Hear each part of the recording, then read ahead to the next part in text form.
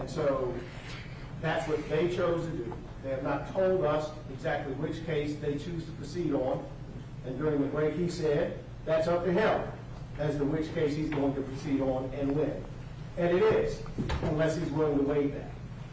Until that point, Your Honor, 41,000 documents. There's a transcript that goes for 2.5 weeks in federal court, all of which there is no way that any lawyer could be prepared on between now and the end of the year if they're going to do their client a service so that the state can have justice. Justice at what cost, I'm not really sure. I know that there are victims in other cases that are awaiting their date. I was in court yesterday on a 2016 case and had to answer to Judge Coble as to why the case was so old. Well, this is the reason why cases get old. Prosecutors get to decide when they call it. They get to decide when they get their foot on the gas and stay there and demand that a case that was indicted in April of 22 now must go to trial before the end of the year, pushing aside every other case that is much older for an individual that has already been convicted and sentenced and got his designation in federal court. There is absolutely no reason, Your Honor, we would assert, for this case to move forward, and if so, it would require for a December date that I not be present during JMSC for the entire month where we're screening, I believe, almost 100 candidates for judicial seats. There's no way to do that and prepare for this. My schedule, Mr. Moore's schedule, the attorneys that work for us, getting together with Mr. Lafitte, it would require what the state already has the ability to do, which is put everything to the side and work on what they want to. We don't have that ability. When they waive that and give that up, I will give up my immunity.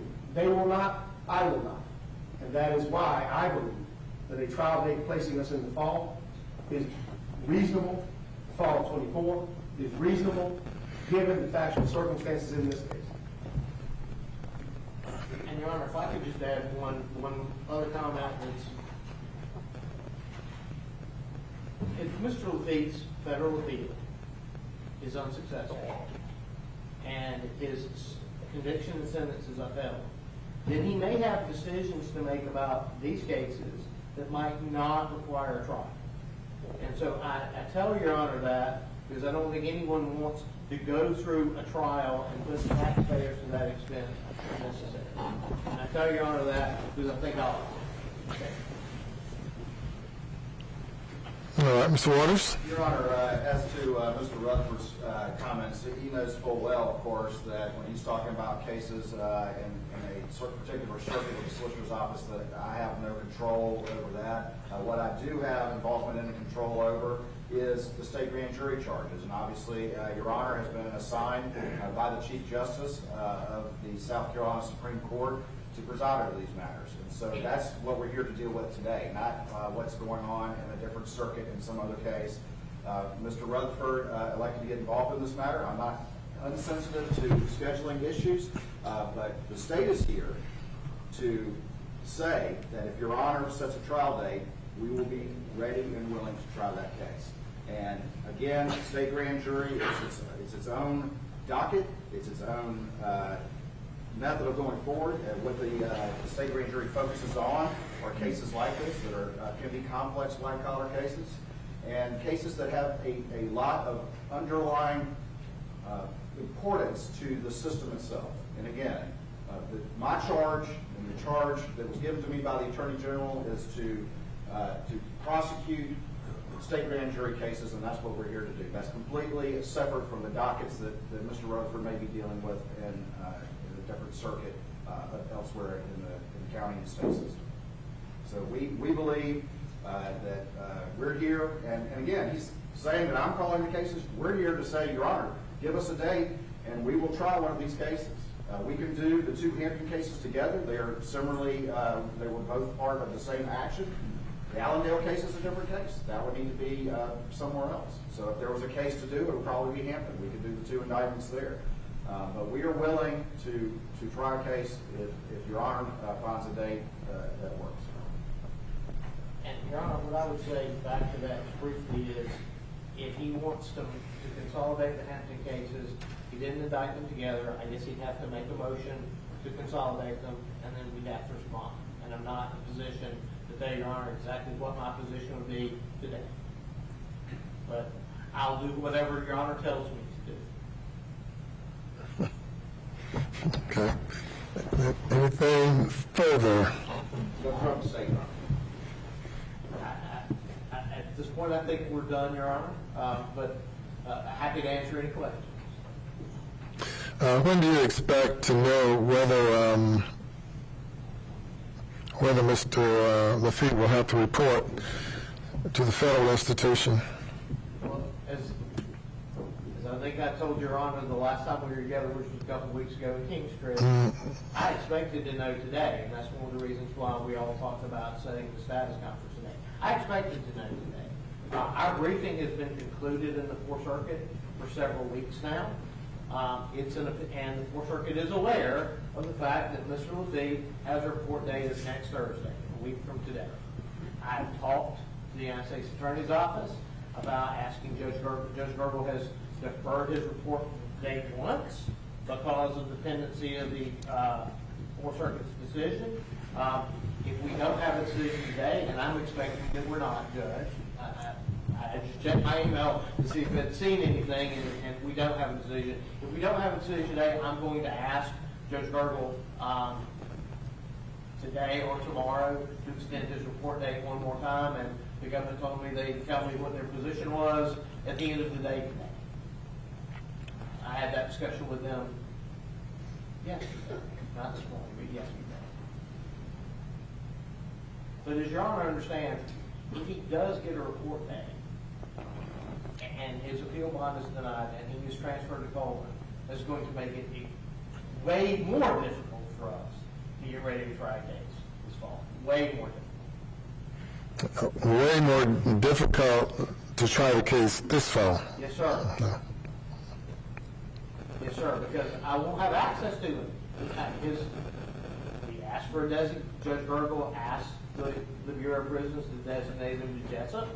They designated him to Coleman in Florida, which is about 5 hours away. You have the ability to request where someone serves their time? Judge Gergel has the authority to recommend to the Bureau of Prisons, not order, but recommend to the Bureau of Prisons that a person be incarcerated in a particular location. The Bureau of Prisons does not always and regularly does not accept those recommendations. That is, I don't have that authority, the judge has that. Did he accept your recommendation? Judge Gergel recommended that the Bureau of Prisons incarcerate him at FCI Jessup, and the Bureau of Prisons. In what state is that in? Jessup is in Georgia. It's less than an hour from his home. It's sort of right over the Georgia border. And the Bureau of Prisons, the general rule is that they're going to try to place you no less than 500 miles from where you reside, and he is in Coleman.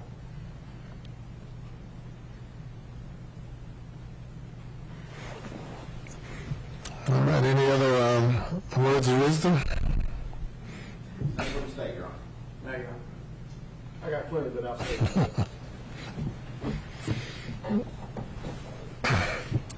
Well, I think we'll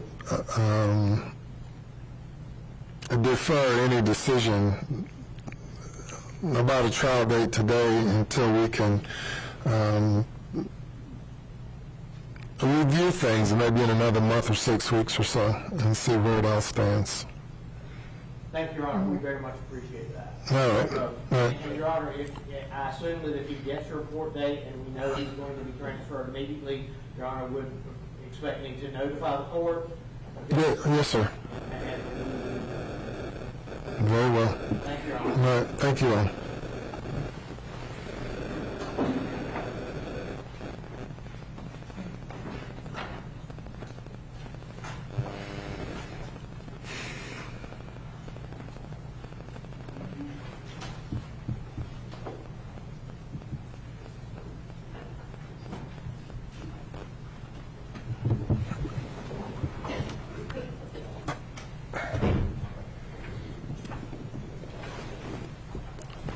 We'll take 5 minutes and then proceed with Fleming.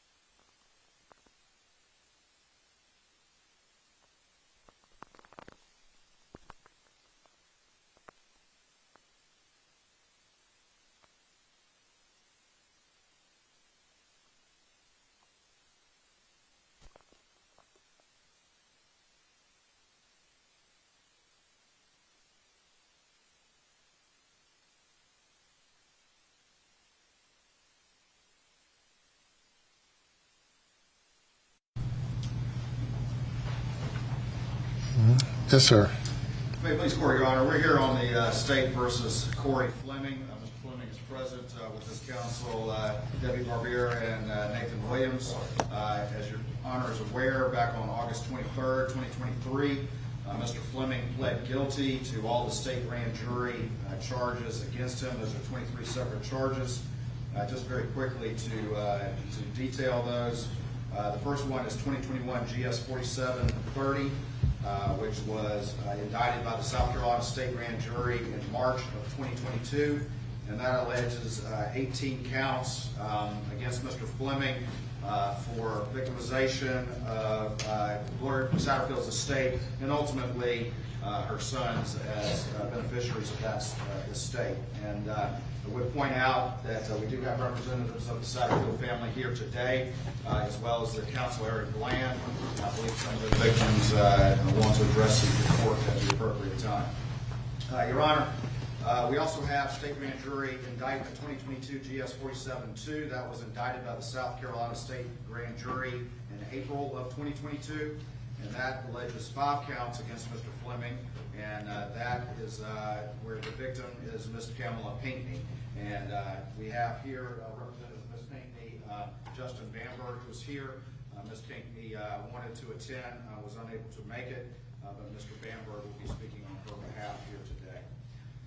Your Honor, I'd like to, I know we went through a very extensive factual basis and put in a number, over 20 exhibits at the plea.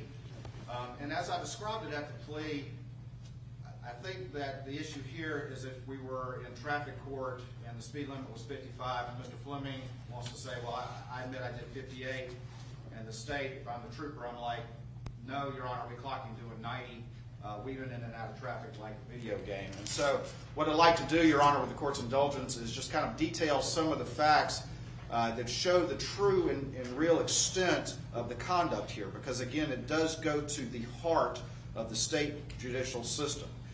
Your Honor, these allegations here involve the use of state law licenses in state court actions before state judges with state court approved settlements.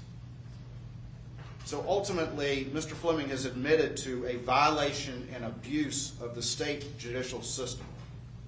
And because of that, Your Honor, I would submit to the court that the state judicial system must defend itself. It must provide its own accountability for those who would abuse it. And that is what the state, and I believe the victims, will be asking Your Honor to do here today. Mr. Fleming admits that he conspired with Alec Murdaugh to steal money in both the Pinckney matter and the Satterfield matter.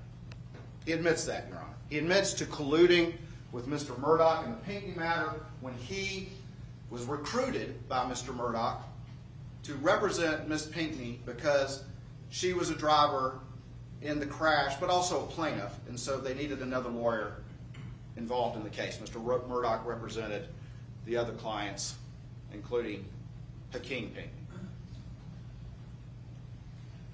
And in the Satterfield matter, as Your Honor has heard, Mr. Murdaugh recruited, put these cases in Mr. Fleming's lap.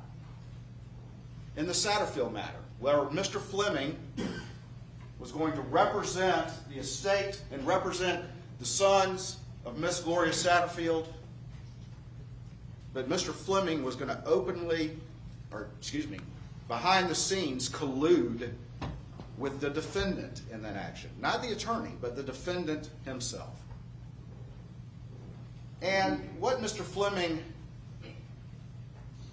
I think, wants the court to believe is even though the state grand jury, he initially reported to everyone that he was a victim of Mr. Murdaugh just like everybody else. Just like Mr. Murdaugh's law partners and just like his clients, he was tricked and fooled by Mr. Murdaugh just like anyone else. But what happened was the state grand jury, which again is a partnership of the Attorney General and SLED, and the people sitting around me and the SLED agents over there, right out of the gate, when we first got involved in September of 2021, and one of the things that we uncovered was that Mr. Fleming had been stealing checks from his clients going all the way back to 2012. all the way back to 2012. So when Mr. Fleming tries to tell this court that, okay, I stole a little bit, but I really was hoodooed by Alec Murdaugh as to the big money, I'd ask the court to consider that and consider this entire chain of conduct and whether or not that makes common sense and whether or not that fits with the evidence. Your Honor, what we see at the beginning of this case, the Pinckney wreck occurred back in 2009. And it resulted in terrible injuries to members of that family, injuries that ultimately contributed to Hakeem's death, injuries that Miss Pamela Pinckney, is still dealing with to this day. And what the evidence revealed is that Mr. Fleming knew how to interact with his clients. Early on, he's interacting with Miss P. He's developing that personal relationship with Miss P that you expect a lawyer to do in a case like this. He knows how to do it. But then what we see is at the same time where he's telling Miss P he's taking care of her, he's spending time with her, he's going to her hospital bed. It doesn't take him long to steal a couple of checks so that he and Alec Murdaugh can fly in a private plane and go to the College World Series. And he bills that. No one else did this. This is in his records from his law firm. He bills that to Crosswind as if it is a medical expense. And it was a private plane ride to go party with Miss P's money. And so when Mr. Fleming tries to tell you that he didn't really know what was going on throughout this entire decade-long scheme of conduct, I would ask Your Honor to take that into consideration when you look at what he really did and how long it's been going on. He disbursed a large sum of money to Miss Pinckney the right way. And there is no better feeling, I am told, for a plaintiff's lawyer or their staff that when they get to call in that person who's been hurt, who's suffered, and say, I know you've been hurt, I know you've been suffered, but I've got a check of life-changing money for you. Here it is here today. And in fact, that's how usually the scheme works, because those clients, those victims are so distracted by the big check in front of them that they're not paying attention to the sleight of hand behind them. And that's what Mr. Fleming did with his law license.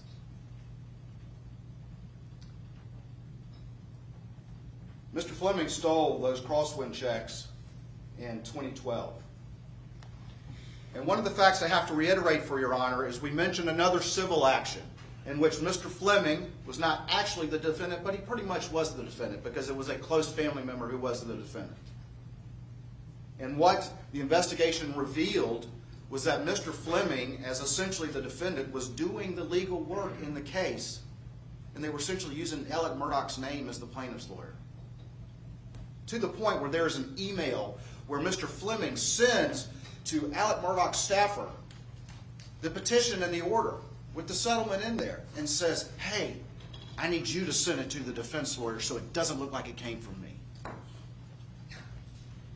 And this man wants to try to convince you that he didn't really know what was up in his dealings with Alec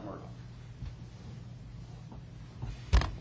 Ultimately, in that case, Your Honor, the order that was submitted, the settlement, reflects $48,000 in legal fees that were supposed to go on the paper to Alec Murdaugh. But instead, they ended up in the pocket of essentially the defendant and his family. And that's ultimately how the state grand jury figured it out, because we saw this $48,000 reference, but no $48,000 check coming into the PMPED law firm. But does it sound familiar, Your Honor? Again, I would ask you to consider that it was essentially Satterfield in reverse.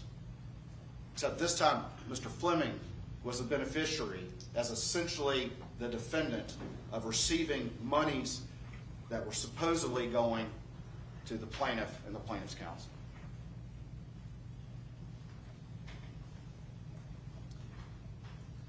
Your Honor, that was going on 2012 through 2014. around the time that Mr. Fleming first stole from Miss Pinckney. And years go by to all the way to 2017. And Mr. Fleming still has money belonging to Miss Pinckney in his account. Money that he had retained supposedly for satisfaction of liens. But what we found, what we uncovered, was that was a perfect delta of money. Because once you settle those liens, or you just don't even settle them at all, that's money then that you can steal or steal from. And in 2017,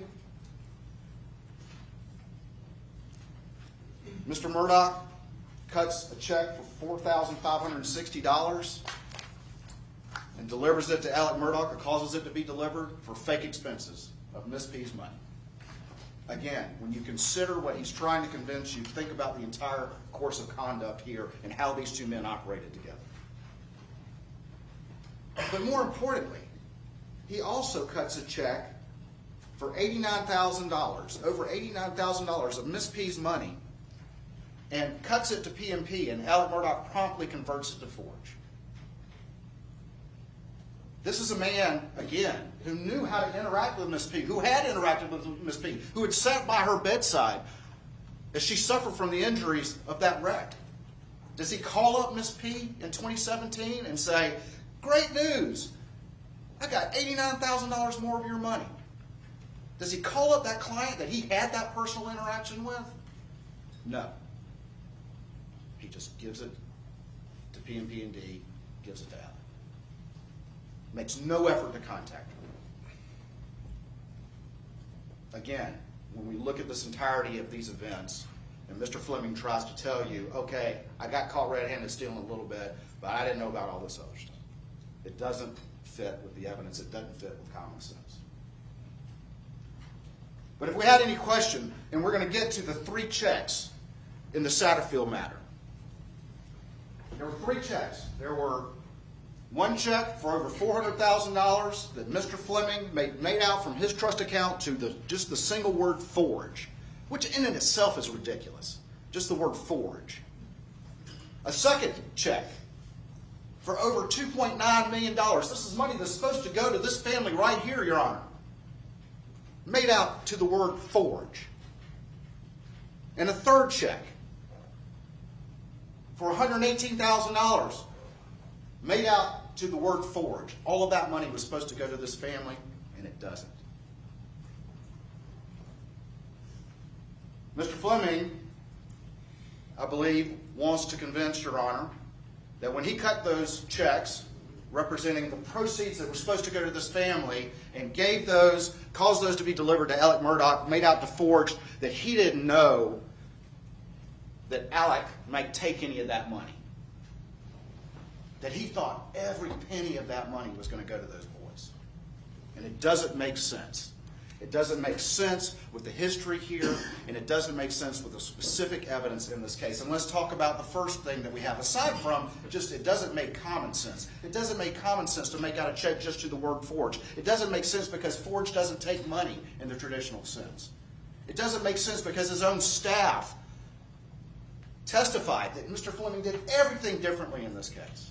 It doesn't make sense because Mr. Fleming, unlike we know how he does to do with Mr. P, never made an effort to talk to the Satterfield family. Never made an effort to find out if they got their money. Never contacted them. Never called them up and said, "Great news." Never told the PR that they pretty much brought in as a patsy to do that either. Never told him what to do.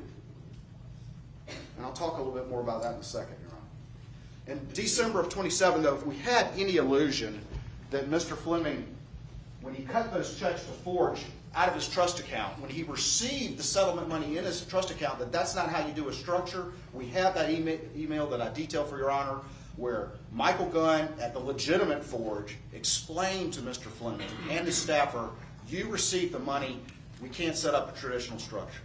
What year was that again? That was in December 20th, 2017 was that email, and that was State's Plea Exhibit number 5, Your Honor.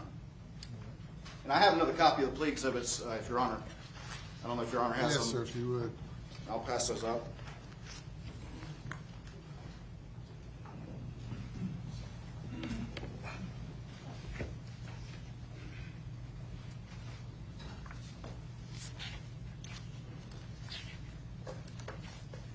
That was December 2017. Just a few months later, in February of 2018, Gloria Satterfield, a longtime housekeeper where the Murdaughs fell at Moselle, and suffered injuries from which she ultimately succumbed on February 26, 2018. And Your Honors heard evidence that not long after that, Alec Murdaugh told the Satterfield family that he was going to take care of them. He was going to make sure that they got taken care of for their mother's death, for her long service to that family. And who did he bring in? His longtime co-conspirator, Corey Fleming. But Corey Fleming only met with them once or twice, if that. Met with them a couple times. He never had them sign a fee agreement, which is common practice, as Your Honor knows, required practice. He never updated the Satterfields on the status of the case. He never advised them about the recoveries. He never advised them of the settlement offers. He never advised them that money was being directed to Forge. He never, of course, told them that he and Mr. Murdaugh, as I'll detail, were dipping into their money for their own personal gain and expenses. And what's most important, Your Honor, is Mr. Fleming never told this family, never told Chad Westendorf, the PR that they put in as a patsy, what he's going to try to claim to Your Honor now, that he generously cut his fee in half and had no idea that Alec was going to take any of the other half of that fee. That's what he's trying to claim now.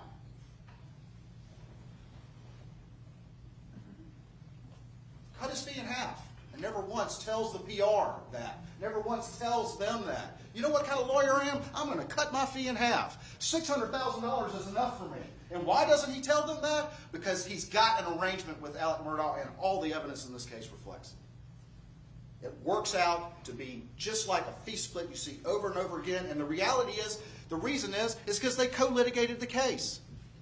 Alec Murdaugh functioned as co-counsel with Corey Fleming, co-plaintiff's counsel in a case where Alec was the defendant. It was a shakedown. Plain and simple. These boys, this family, deserve compensation. But they were nothing but a vehicle for Mr. Fleming and Mr. Murdaugh to steal money.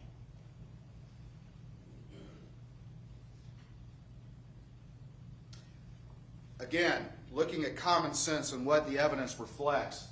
But in November of 2018, there's two policies, one for $500K, Lloyd's of London, and they pay on the policy. Well, guess what? At that point in time, Tony Satterfield is the PR of the estate. That's Mr. Fleming's client. Does Mr. Fleming call up Mr. Satterfield and say, Tony, great news, they tendered the policy limits. First check's in, $500K, $500,000. No, he does not do that at all.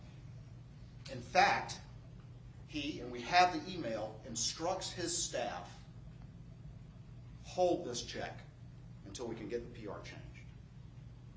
Hold this until we can get the PR changed. Why in the world did he do that if he thought that that money was legitimately going to go to those boys? It's not. It was meant to put in the patsy so they could cover up what they were about to do. And the evidence is clear, Your Honor. That states plea exhibit number 6. In fact,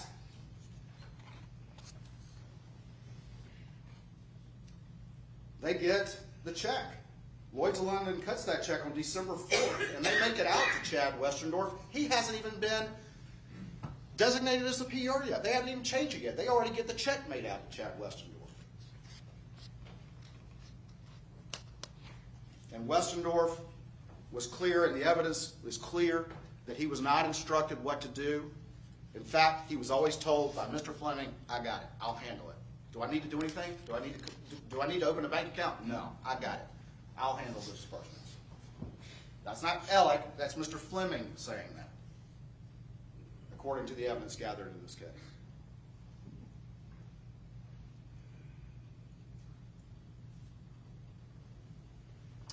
In December of 2018, Mr. Satterfield is convinced by Alec to sign over being PR of the estate so that this scheme can take effect. And an order is filed that retroactively says the date was back in March of 2018, which is a fabrication. What date was that again? December 18, 2018 is when the PR change is issued. That's plea exhibit number 7. And the date in plea exhibit 7, if you look at that document, says that it was effective from March 28, 2018. Again, plea exhibit 7, Your Honor.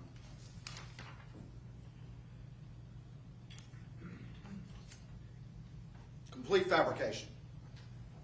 Chad Westendorf hadn't been contacted back in March. Tony was the PR.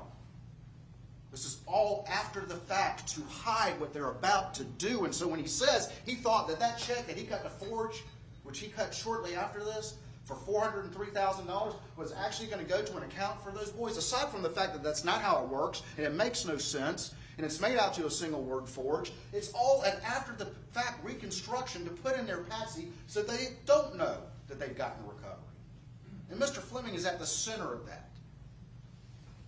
Aside from the fact that even if he tries to claim that when he handed those checks to his co-conspirator abusing the judicial system, if I didn't know what my fellow thief was going to do with it, that's not even good enough under the law anyway. When you're conspiring with somebody, you're responsible for the natural and probable consequences of that act regardless. But even that being the case, he knew, and the evidence is clear. I want to be clear. The state has never contended that Mr. Fleming thought that Alec was going to steal every single dime.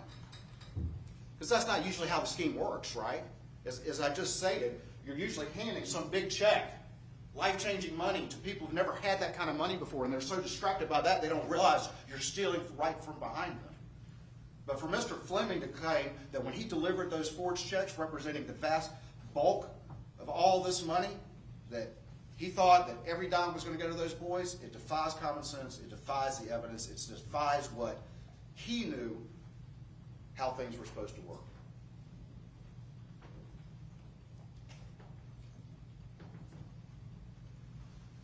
Mr. Fleming never once communicates with Tony Satterfield about the change of the PR, never once communicates with Tony Satterfield about a recovery of $500,000.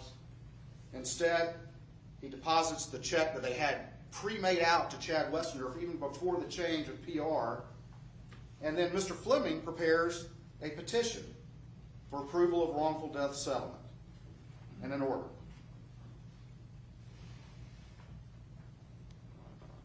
And that order says that there's going to be $166,000 in attorney's fees, which is the standard percentage. But that's not what happened. It also has in there, on the nose, $11,500 in expenses, which are completely fraudulent. Didn't exist. And what Mr. Fleming's own staff revealed is that in the Satterfield case, every step of the way, normally when they're preparing the disbursement sheets, they're getting all the receipts from the expenses, depositions, travel, mediator expenses, all that she's getting them all together and she's itemizing them and doing all the math for that disbursement sheet for the client to sign. And instead, no, stop. This is the numbers I want you to put down. That was Mr. Fleming doing that, not Alec Murray. That's plea exhibit 9, Your Honor.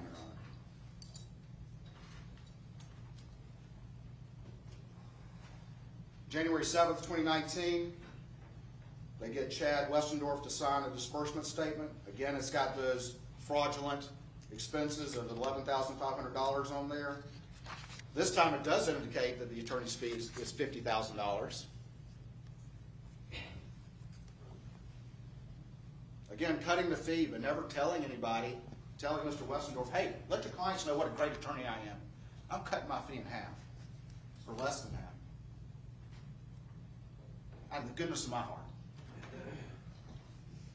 Never says that. What does that tell you, Your Honor? Why would somebody do that and not let the people who are supposedly benefiting from that know? The only reason you're doing that is because you're creating a delta for your co-conspirator to steal.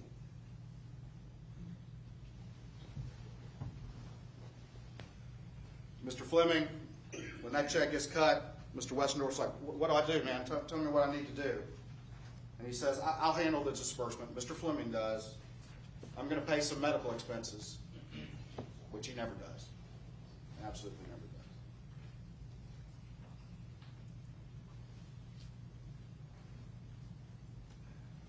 January 17th, 2019, just a week later or so. That first money has come in. It's in Corey Fleming's trust account.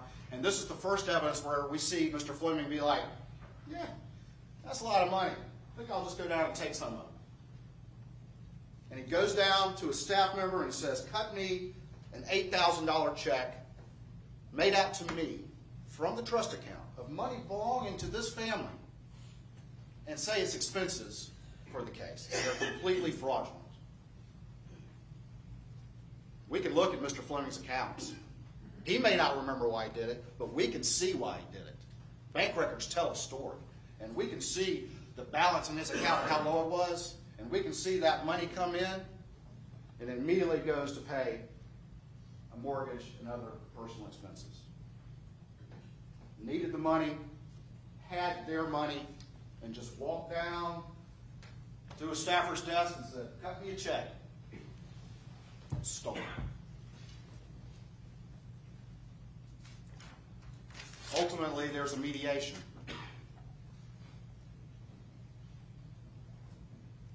Mr. Fleming is there, and Mr. Murdaugh is there, and ultimately they collude during the course of that.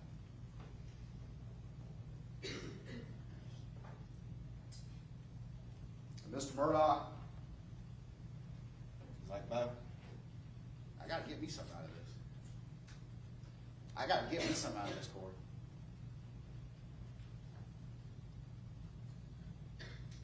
They accept an offer, settlement offer for $3.8 million. Does Mr. Fleming tell this family about such a momentous event? No. Does he try to communicate with them? No. Does he tell them, oh, I got y'all $3.8 million. I can take $1.4 million in fees from that, and I'm going to cut it in half out of the goodness of my heart. Does he do that? No. Why? Because he is creating that delta for his co-conspirator. Because they have the patsy in there so that they can get the scheme done. And they tell Mr. Westendorf again, we got it. Mr. Fleming says to Mr. Westendorf, I'll take care of the disbursements. $3.8 million come in. That's a big day. And Mr. Fleming doesn't wait a moment. Because on March 26th, he goes right back down to his staffer and says, hey, cut me a check for $8,500 for expenses in the estate of Gloria Satterfield, which are completely fraudulent. Couldn't wait one day. Let me go ahead and put $8,500 in my pocket. And again, we can look in his account and see how low his balance was, and we can see immediately the vast majority of that money, he has to make a payment of taxes. Again, there's no illusion about the motive here. He was broke and he needed the money, so he just stole it from this family because he had it in his trust account. Well, they got $3.8 million. And again, if you have any illusions about Mr. Fleming believing that when he cut those checks to Forge, that $2.9 million check, which is the next check that he cut to the single word Forge, that he really thought that every dime of that money was going to this family, well, the emails prove otherwise. And these are crucial, Your Honor, States Exhibits 13 and 14. Because the adjuster at Nautilus is like, I don't understand. What? Tell me how to cut this check. Is he doing a structure or not? But does he want a single check? We need to know, because if he's going to do a structure, he has to do it this way. And Mr. Grantland sends it to Mr. Fleming and says, what do you want me to tell him? And Mr. Fleming's like, well, says some things. He's like, well, I got to check with Forge. which is a lie, because he's not dealing with real forge at all. And they don't have an answer. So, again, Mr. Grantland sends the same question that the adjuster from Nautilus is saying, how are we cutting this check? This is the email. I need some clarification here. If he has a structure, don't we need to wait for information on the structure? Is he wanting us to fund the structure? Or is he funding the structure? If he wants us to fund the structure, it must go through Ringler. If he doesn't want us to fund the structure, does he want the funds to consist of a single check in the amount of $3.8 million payable to Chad Westendorf as PR? And the Nautilus attorney forwards that to Fleming and says, let me know what I need to tell her. And eventually, on April 1st, 2019, Mr. Fleming says, okay, standard check. Chad Westendorf as PR and MKNF as attorneys. There was no structure, and Mr. Fleming knew. Aside from the fact that's not how it works. He couldn't take the money directly. You can't do a structure in the traditional sense that way. These emails prove it. He tells them standard check. And of course, that check is cut to his trust account. And May 9th, 2019, Mr. Fleming tells the Nautilus attorney, you don't have to come to the hearing. And then, Your Honor, this is State's Plea Exhibit 18, and this is a crucial thing as well that refutes Mr. Fleming's claim that he was only doing 58 miles per hour. Because again, his staffer starts to prepare a disbursement sheet, and she's searching for legitimate expenses, and she puts on there that there were disbursements to Forge for Lloyd's of London of $403,500, and there's disbursements to Nautilus of $2.9 million in change, and also puts on there the fees. And Mr. Fleming, not Mr. Murdaugh, Mr. Fleming goes down and tells his staffer, no, stop. Stop. Don't do it like that. Put these numbers down. Without any support, just tell her, no, I want these numbers. And that's in Plea Exhibit 19. And what's crucial about that, Your Honor, is that any reference to Forge is removed. In the one they actually give to Chad Westendorf. It's removed. And what's also crucial about that disbursement statement, Your Honor, State's Plea Exhibit 19 that they give to Chad Westendorf to sign is that it's got the full fee, collective fee between the two recoveries of $1.4 million on there. It lists that they're taking the full fee. That's what he tells the PR. He doesn't tell the PR, oh, by the way, out of the goodness of my heart, please tell the boys, I'm such a great lawyer. I'm so generous. $600,000 is enough for me. Cut it in half. He doesn't do that. No, he puts the entire fee on that. And why does he do that? He does that to create the delta for his co-conspirator to get his half of the fee split. There's no other reasonable explanation, Your Honor. Particularly when you look at the entirety of the course of conduct of these two men together.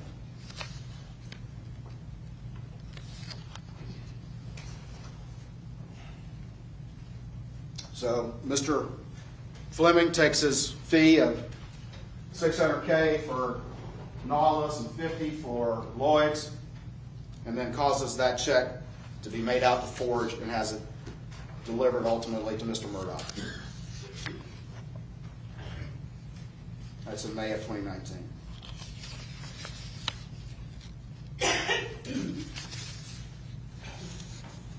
A number of months go by, and they still have money that they've retained belonging to the Satterfields. Mind you, the Satterfields don't have a dime. The Satterfields don't even know that one solitary cent has been recovered on their behalf. They don't know any of that. And over $4 million has been recovered in their behalf. And no one has told them a thing. Certainly not Mr. Fleming, whose responsibility it was. And he can't hide behind the fact that, oh, well, I was dealing with Chad Westendorf because he specifically didn't tell Chad Westendorf what to do, and he specifically participated in conspiring to put Chad Westendorf in there as PR as a patsy to keep the truth from coming out to these boys and this family.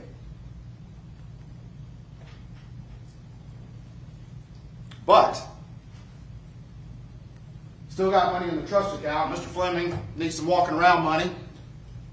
So January 2020, goes on down to a staffer and says, hey, cut me a check for $9,700 out of the Satterfield money from the trust account. Make it again payable to me. This time he didn't even, it's gotten so easy, he didn't even bother to try to put on there expenses for the estate or anything like that. There's just no justification. Just cut me a check out of it. $9,700. And he spent that money on personal debt. Again, if we have any illusion about what Mr. Fleming knew when he was colluding with Alec Murdaugh, or that he really thought that this money was going to the family, despite this entire course of conduct that was specifically designed to keep them from knowing a thing, there's still money in the account. 17 months go by, Your Honor. In October of 2020. And a couple things happen. The first thing is that Mr. Fleming signs a stipulation of dismissal for the case. And do they involve the Nollis attorney? Does he sign it? No. The only other person that signs it is Alec Murdaugh, the defendant himself. And concurrently with that, at the same time, the next day, October 6, 2020, he causes another check to be cut from his trust account made out to the single word Forge for $118,000 and has that delivered to Alec. Now, what's interesting, Your Honor, is that when we look at that $118,000, and then actually there was still $113,000 that was remaining in his trust account when all of this stuff came to light, it totals $231,000, which in their sentencing memorandum they admit, they attribute that to Mr. Fleming. But how in the world can they attribute that $118,000 in October 2020 when he disperses that to Alec to Forge, and they sign that stipulation of dismissal with the defendant himself? How can he say that he knew that that Forge check was bad, but not the other Forge checks? The whole thing stinks to high heaven. The whole thing is done underhanded. The whole thing is done to prevent the system from knowing what was going on and to prevent this family from knowing what was going on. It was designed that way, and he was part and central to it, crucial to it, from the very beginning. Mr. Fleming might try to tell you, or his counsel, that when everything came to light, he was appalled. And eventually, as everything came to light, and actually after requests were made, or demands were made, disgorged his fee. Well, Your Honor, you don't get to rob a bank, run down the road, and the police catch you, and say, oh, here's the money back, we're cool, right? It's not how it works. And what he didn't do was say, oh yeah, by the way, I've been stealing checks from these accounts for almost a decade. He didn't come clean with that. It took the state grand jury to catch him red-handed for him to finally recognize that he was caught. And he could no longer claim to be, like so many other people, yet another poor, unfortunate victim of Alec Murdaugh. No, he was the co-conspirator.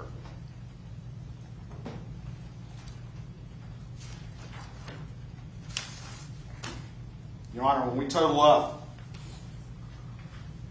the losses attributed directly to Mr. Fleming's conduct in this case, between the Satterfields and the Pinckneys, that total is $3,725,203.85.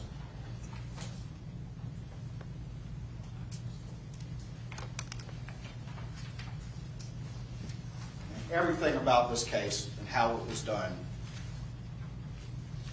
shows you that his Johnny-come-lately mitigating, I'll only admit to what, the very minimum, I'm only was doing 58 miles an hour, everything about this course of conduct refutes that. Aside from, Your Honor, just good old plain common sense. Common sense about how this was done.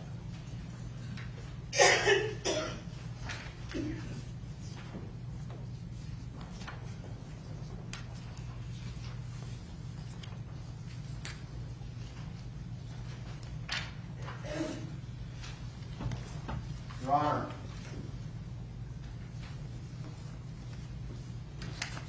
I'd like at this time, if it's acceptable to the court, to let some of the victims address the court, and then I'll have a few more comments before I will yield to the defense presentation. And I will also request the opportunity to speak after the defense presentation to address any issues they may raise. But at this time... Very good. Before you do that, let's all just take a moment to Yes, sir. stretch for a moment. Everybody take a moment. Stand.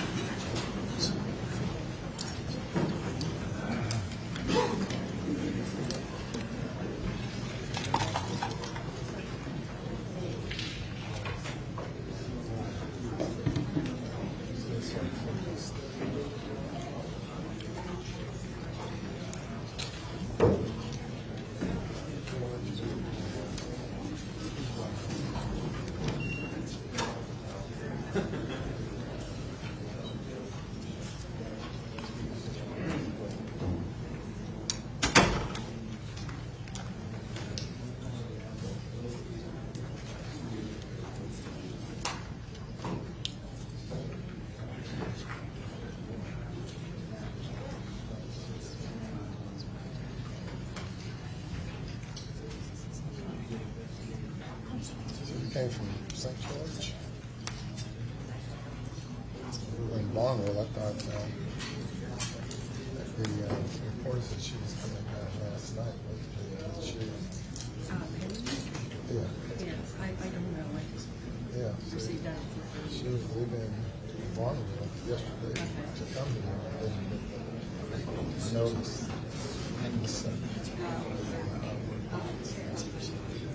But you did.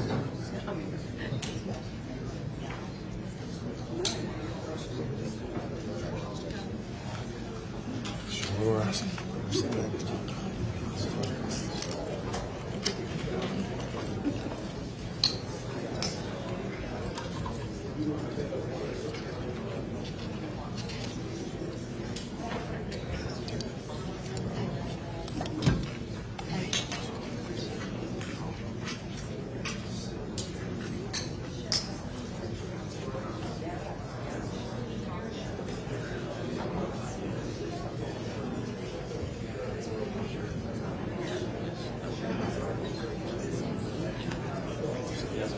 Can you put something on you?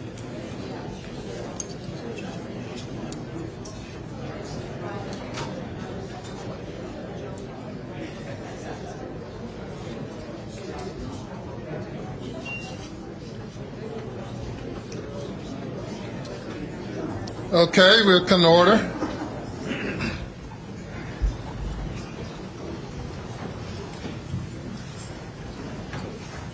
Thank you, Your Honor. With the court's permission, I believe our first victim who would like to address the court is Mr. Tony Satterfield.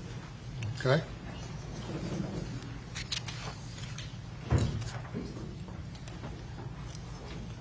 My name is Tony Satterfield. So first, I just want to say this is actually a life lesson to everybody. You know, a lot of times, you know, we think our actions do not affect other people, but they do, bad and good. Mr. Satterfield, if you will address your comments to me. Oh, I'm sorry. Yes, sir. Second thing I'd like to say is that my answer still stands. You know, I still forgive Mr. Fleming. And as far as the sentencing goes, you know, that's left up to you, Your Honor. That's why, you know, you're in this situation to give that, not myself. And I just, the main thing, you know, I know I'm going to get asked for what you think. How do you think it went? Me personally, my honest answer, I don't care. I just want God's name to get the glory for it. You know, I just want, you know, His name to be called. All right. Thank you. Junior Avenue, Gloria's sister. Good morning. First of all, I would like to say that our family, of course, was affected in a tremendous way that hurt us deeply because we not only trusted the system, we thought what was family to us. And yes, Mr. Fleming did wrong, and he admitted what he done. And yes, he should be punished for what he's done. But we do forgive. As a Christian family, we believe in forgiving. But it still does not take away the hurt that he caused us. also, we feel like Gloria did not die in vain because her case actually brought out a lot of other corruption and dishonest deeds that were done to other people. And we feel like that it is being served now. Things are coming to light that should have been brought to light a long time ago. And I want to thank the state for all the work that y'all have done to bring everything to light. And Mr. Wardage, you've done a fantastic job this morning, bringing out everything and actually simplifying a lot of stuff. And thank you very much. Judge, thank you so much. We trust in you and your honor that you will make the right decision in your sentencing. And again, we do forgive Mr. Fleming. Thank you. Thank Garrett and Ronnie also. Judge Newman, my name is Eric Land, and I have the honor of speaking on behalf of the Satterfields. Yes, sir. I also have the honor of speaking as a lawyer of 35 years on behalf of other lawyers who are overwhelmingly honest and do good by their clients. The license we have is a sacred trust. It's a trust that we have to help our clients.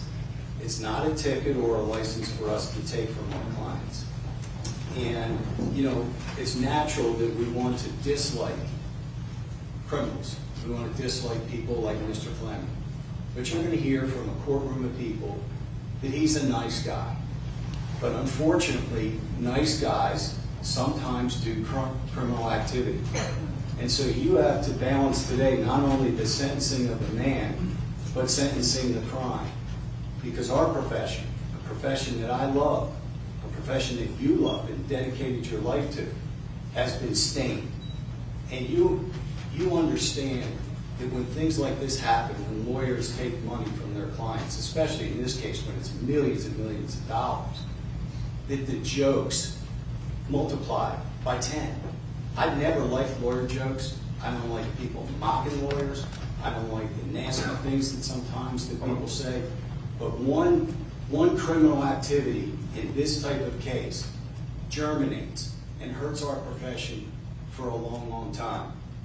Now, I think it's important that you do understand that Mr. Fleming knew exactly what he was doing. He is a plaintiff's lawyer. He has settled plaintiff cases before. And in this particular case, he worked with the party he was making a claim against. It's impossible to get your arms around that. He didn't have client permission to do that. He never had a fee agreement to do what he did with the client. We know, and Your Honor knows, the contingency fee agreements have to be in writing. There was no contingency fee agreement. There was no joint sharing agreement with Mr. Murdaugh, even though he couldn't do it to begin with, to disclose to the client. There were no disclosures at all to the client. He met Tony Satterfield as the PR one time. There never was any communication. I've been suing lawyers for probably 30 of my 35 years. I have never seen every single dollar taken from a settlement. You see sometimes that it's, a portion of it. But in this case, they took every single dollar and never communicated with Tony Satterfield, never communicated with Brian Harriet, his brother. They recovered millions of dollars. They should have been applauded for recovering that on behalf of Gloria Satterfield. You're going to hear that Mr. Fleming said he won't use the word victim like he used for the last 2 years, where he said that he was a victim just like everybody else. But you're going to hear kind of off words. They're close, maybe a first cousin of victim. You're going to say he didn't understand what was going on. Sure he did. If you're going to do a structure, Your Honor knows that you have to have insurance policies that represent that structure. Your Honor knows that when you have two beneficiaries of that structure, there would be two separate policy numbers, one for Tony, one for Brian. Your Honor knows that if you're going to send a check to the structured insurance company, you got to allocate. You can't just send a check for $2.9 million to an insurance company and not have any reference on the check that this amount is for Brian and this amount is for Tony, and it needs to be deposited in this account and applied to that insurance policy number. None of that was done. Mr. Fleming sent the check without a cover letter. No letter to Forge to say, hey, this is how it's allocated. It was sent to a P.O. box in Hampton, South Carolina. Every plaintiff lawyer knows that Forge is in Columbia, South Carolina, and Atlanta, Georgia, not in some P.O. box. More importantly, the 3 checks that Mr. Waters described were signed on the back by Alex Murdaugh himself. It says, DBA, Alex Murdaugh, DBA Forge. Hey, that would give it away, right away, that he was not doing a regular structure. This is a case, Your Honor, that was really 2 letters that were sent. And, you know, magically, $4.3 million was produced. A tremendous amount of money. Not that Gloria or any other person isn't worth that. But that is a very large settlement. A settlement that would probably be 3 times larger than most other counties in our state. And Mr. Fleming took $11,500 in expenses in a case that there was no filing fees, in a case that there was no depositions, in a case that there was no experts. He had a signed disbursement sheet in May of 2019, signed by a judge, just like you. And when you sign an order, we have to follow it. But he took that order, and he never filed it with the clerk of court, despite getting a letter from the insurance company that said, before you disperse on that check, make sure you get a signed order and file it. But what did he do? He didn't file it. What did he do? He went into the chambers of Judge Carmen Mullen down here, and he told her, look, we've made a decision to change the caption on the case. Instead of it going to be the estate of Gloria Satterfield decedent versus Alex Murdaugh, we've decided to take Mr. Murdaugh's name off the caption. No, I can't do that without Your Honor's permission. But that was done without a court order. And then they took off Gloria Satterfield estate and decedent to make it look like she wasn't even dead at all. And what did they do? They came back after they got that signed order, after they told Judge Carmen Mullen, this is how we're going to disperse it. There was no reference that they were going to send $2.9 million of the $3.8 million to Forge. They were going to disperse it to Brian and Tony. What did they do? They just totally disregarded that order and started cutting checks, a check cutting party on May 14th. No court permission. You know, if I'm going to deviate from the order you signed from the disbursement sheet, I better come back before Your Honor and do that. No permission from the court was done. Nothing. No communication with these clients.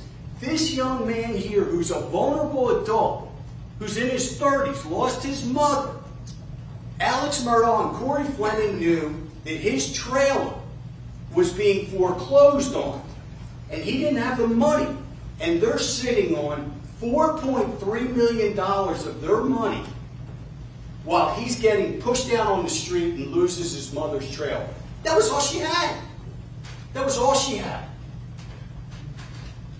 What happens?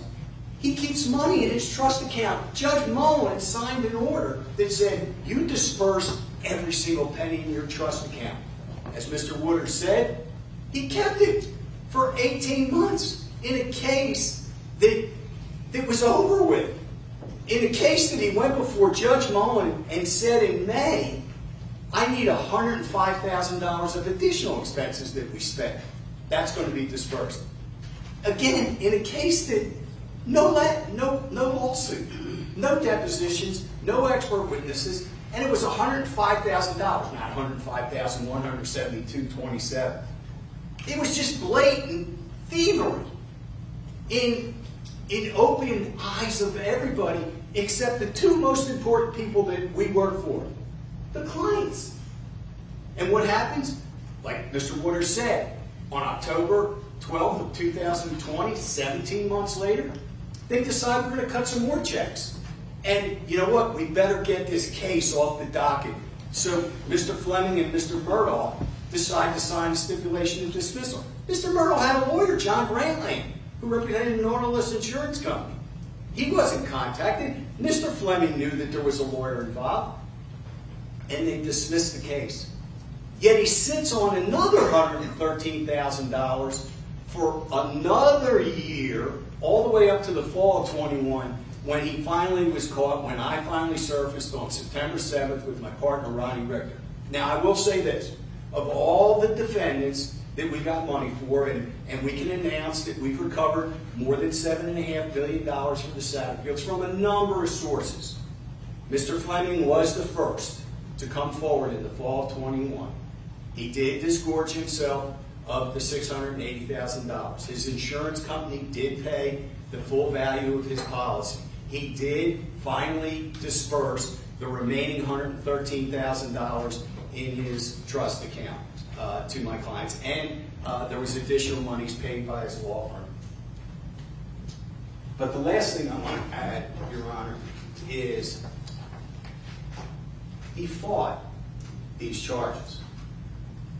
He wrote a letter to the Georgia bar. Now, unlike our South Carolina bar proceedings, the Georgia bar proceedings are open. I was a complaining party because whenever I bring a claim against a lawyer for malfeasance or theft, it's my duty to notify the bar, and so I notified South Carolina bar and notified Georgia bar. So I'm part of the process in Georgia. They want to hear from the complaining party. So when Mr. Fleming filed his response to the Georgia bar complaint, I got it. It was a 57-page response that he did under oath.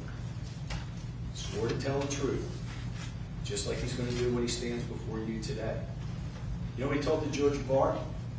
I was a victim of Alex Murdaugh's theft. I had no idea what he was doing.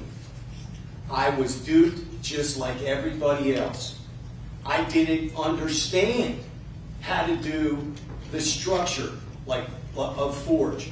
Mr. Wooders shared with you that February 2017 letter. It was crystal clear. And you'd already done structures, but even if you haven't done structures, it says you can never get the check as the settling plaintiff lawyer. It's got to go from the paying insurance company to the annuity insurance company that's going to issue the structure. He already got the checks. Like Mr. Wooders said, Forge doesn't get money. They're a broker. You don't send money to Forge. It goes to an insurance company. But in that 57-page response, he says, I had no idea what was going on. He didn't, you know what he said? I stole from my law partners. I didn't steal from the clients. When I stole those 3 checks of the $9,500, the $8,500, the $9,000, I was stealing from my law partners. By the way, Judge, you read the rules of professional conduct. We don't have a license to steal from our law partners either. That's another no-no. So, I know you're a just judge. I watched you. I've watched you your entire career. I know how much you care about what our profession. I certainly know how much you care about our state. And this whole Murdaugh, Fleming, Lafitte debacle has stained our state. And I'm going to leave with saying one thing. The hand of one is the hand of all. And Mr. Fleming is pleading guilty to every single charge, which means every single element of every single crime and every single fact that Mr. Wooders has announced form the basis of those. So I ask you to do your duty, to look at this as these are state court independent charges, not to look at, well, he's been sentenced in federal court, so that kind of takes care of it. These are claims that our citizens, the state of South Carolina, brought through a grand jury, advanced with our dollars through the South Carolina Attorney General. And I'm confident that at the end, you will give that proportionate, just sentence that deals with retribution to punish Mr. Fleming appropriately, but not overly so. Deterrence to tell me and every other lawyer, you cannot steal from your clients. Your duties are to your clients, not to yourself. Thank you. Thank you. Your Honor, I think our final victim presentation, before I conclude my initial remarks, comes from Mr. Bamberg, who again represents Pamela Pinckney. And I think it's important to point out that while there has been a resolution in federal court, that was only on indicted Satterfield conduct because of the statute of limitations there. And I know that Mr. Bamberg will address, of course, that we are here today for the first time for accountability as it relates to Ms. Pinckney alone. And Mr. Bamberg, I'll turn it over to you. Thank you, Your Honor. Yes, sir. Creighton is correct, Attorney Waters is correct. On behalf of Ms. Pinckney, she wanted to be here, but she had a procedure on Monday, a medical procedure, and she's been dealing with a lot of pain since. So I'm here on her behalf, and that really speaks to the type of people who were victimized. We had to sit through a federal case through the United States of America's court system and hear about things that were done to the Satterfields. And Ms. Pinckney, her family supports the Satterfields. What happened to Ms. Pinckney, what Mr. Fleming did to Ms. Pinckney was mentioned in the federal case. However, due to statute of limitations, she was not able to seek justice, criminal justice through that. That's what today is for. It's her first opportunity after well over a decade. Your Honor, I want you to understand a little bit about what Ms. Pinckney went through. When we think about white-collar crime, a lot of times people talk about it as though it is victim bliss, that it just involves the almighty dollar, and that's not the case. This was a horrendous accident. Not only did Ms. Pinckney shatter most of the bones in her body, it was a very extensive recovery process for her. But she had to deal with injuries to other people that she cared about. For example, her niece, who in addition to numerous physical injuries, lost the vision of one of her eyes. And her son, Hakeem Pinckney. And Hakeem, Ms. Pinckney poured her soul into that young man. And he lost his hearing at 3 years old. He struggled with that. And she never gave up on him. She poured into him. He ended up graduating from the South Carolina School for the Deaf and Blind. And shortly after graduating, he had all these dreams and ambitions. And during that accident, that fateful day, this young man was rendered quadriplegic. He was unable to move anything below his neck. He was on a ventilator to breathe from him. He relied on an electric machine to breathe from him. And because he couldn't move, he couldn't sign language, and therefore he could not verbally communicate. And she never gave up on him. Hakeem died, and it was very tragic. His ventilator was found unplugged. So, and it's hard not to get teary-eyed when you think about what he went through, but here's a young man who cannot hear, he cannot speak, he cannot move, and now he cannot breathe, and he can't tell anybody. He became a prisoner of his own body. And Ms. Pinckney was aware that that is how her son died. And instead of being a supportive lawyer, instead of showing compassion and care, empathy or sympathy, he could have said to this woman, I am so sorry for what you went through. I want to own up to the fact that I took some of your money. No, he didn't. In fact, they took the money and they flew to the College World Series to watch baseball. Meanwhile, this woman is still recovering. She's still dealing with the loss of her son. And no one cared. And I've said this before, Ms. Pinckney, myself, the Pinckney family, everyone believes that Mr. Fleming regrets everything that he did, not just to them, but to the Satterfield family over a decade later. Nobody doubts that he regrets it. It's hard to not regret your decisions when you're sitting there. I think everybody regrets that except complete sociopaths. We do not believe that he is remorseful for what he did. And there is a difference between I regret getting caught and getting in trouble and true remorse for what I did to you.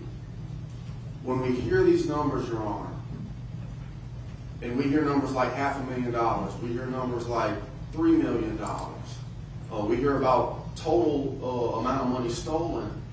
We have to remember that where we come from, and myself, Ms. Pinckney, that I'm talking about geographically, where we live, we're $8,000 check, $9,600 check. Yes, for privileged attorneys and others who either have been very blessed, very successful, or work very hard to get there, it may not sound like a lot of money when you hear about $4 million getting taken. Minimum wage in our state, Your Honor, $15,850 if you're making minimum wage. That's how much you earn working for a year. Some of the money that Ms. Pinckney lost, she would have to work over half a year to earn and then pay taxes on it. This is not a small amount of money. This is not a victimless crime. Your Honor, we trust the system. And I echo much of what Eric Bland said, that this was a black eye to attorneys, it was a black eye to the legal profession, it was a black eye to our state. But it was a dagger in the heart of the clients who trusted their lawyers. Mr. Fleming knew he wasn't supposed to do it. We firmly believe, and I've had in-depth conversations with Ms. Pinckney about this, it wasn't until the federal government came, and now there was this window of opportunity to possibly serve a sentence in federal court, that Mr. Fleming was then willing to say, yes, I did X, Y, Z. Up to that, there was no, yes, Ms. Pinckney, I took your money. That wasn't represented to the ODC ethics, as you heard Attorney Bland reference. It was deny, deny, deny. And one of the most difficult things for Ms. Pinckney and every other victim is having to know that you are truly a victim of bad acts from bad actors, and then hear those same bad actors who took bad acts say that they're a victim. It's demeaning, it reopens old wounds, and it's highly offensive. And in the world of white-collar crime, Your Honor, if we talk about Wall Street, it's not necessarily people stealing your money and you willingly give it to the investment banker. No one willingly gave Corey Fleming their money. He deceived them. He took it.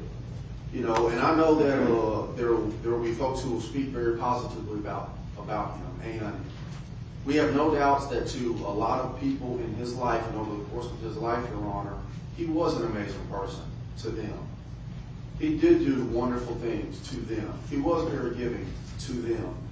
But he's not here today sitting in judgment of Your Honor for how good he was to everyone else. He's sitting in judgment for pleading guilty, element for element, charge for charge, to how bad he was to Ms. Pinckney and Satterfield. And we would ask that Your Honor take all of that into consideration. This is their one chance after over a decade to get justice, Your Honor. And we ask that this court impose a sentence that is not only sufficient to, again, punish Corey Fleming. He's got a federal sentence again, but it has nothing to do with Ms. Pinckney. He has not been punished for that. We ask that you sentence firmly to not only punish him for that, but to also deter not just lawyers, but anybody who owes a fiduciary duty and people rely on you. Don't steal from them. We're not expecting people to be perfect, but we are expecting you to be a decent human being. And if you're a lawyer and you take that oath that we all have to take, that you take that oath seriously. And it doesn't matter whether you personally have hard financial times or not. The saddest part, as an attorney who's got to know Ms. Pinckney, Your Honor, is knowing that even with the horrible death of her son, even with her own broken bones, her own medical bills, is that Corey Fleming needed money, Your Honor, and asked her. I guarantee you she would have gave it to him. That is the type of person Ms. Pinckney is, and that is who he victimized, Your Honor. Thank you so much for your time. Thank you. Your Honor, I just have a few more brief comments, and then I will yield to the defense for their presentation. Again, would request the opportunity to speak and reply after they have presented. Mr. Bamberg touched on this, and I know Your Honor has been presented a lot of letters, and I know that there's support out in the courtroom for people who have known Mr. Fleming. And I'm sorry. I'm sorry to them because they've been victimized by this too, because they have to be here. And they're put in this position. And I'm sorry that they have to go through this because I have a job to do. These people on our team have a job to do. The law enforcement officers here have a job to do.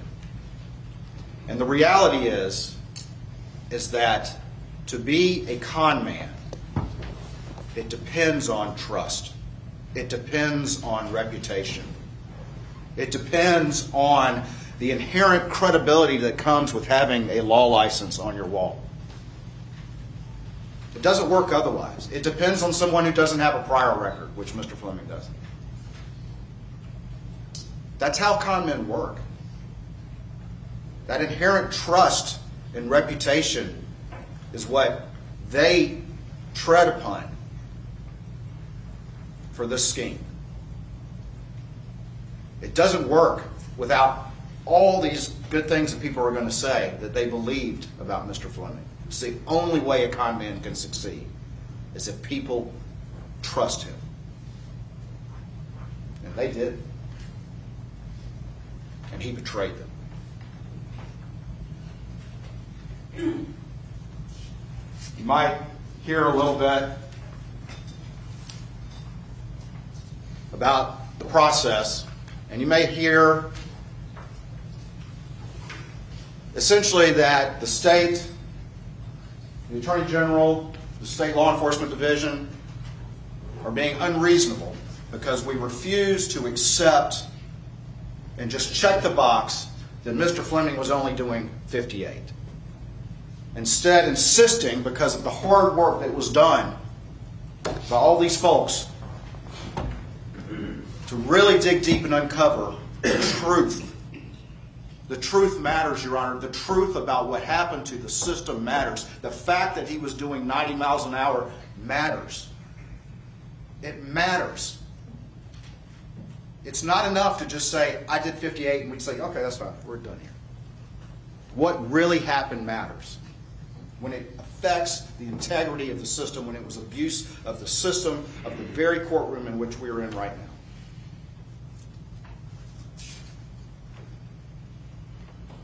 Your Honor, independent accountability for his abuse of his state law license and state court actions is warranted in this case. Consecutive time is warranted. Consecutive time is warranted for the extent of the reality of what Mr. Fleming did to the Satterfields, exposed in this courtroom, the 90 miles an hour. Independent accountability is warranted for that, above and beyond whatever was before. I'll give Mr. Fleming credit for pleading guilty, but he doesn't get credit for the delta, for the difference between 58 and 90 miles an hour. And his inability and refusal to admit to that, to only admitting to the most mitigating version of events that he can no longer deny because he's caught red-handed, that only should get so much credit, Your Honor, and there needs to be independent accountability for the truth of what happened to the Satterfields, above and beyond any other proceeding that has nothing to do with what happened here, or what this proceeding was. Independent accountability is warranted for Pamela Pinckney, who, as Mr. Bamberg said, has convictions relating to the conduct victimizing her in this court. And while you may hear that in another proceeding they rolled that into a PSR, that's not the same thing, and we don't even get that. I don't know what's in that thing. It doesn't matter, though. A lawyer should not get one-stop shopping for victimizing multiple clients over the course of a decade. It's not buy one, get one free. There should be independent accountability here today, consecutive accountability for Ms. Pinckney. He should not get buy one, get one free. And independent accountability is again warranted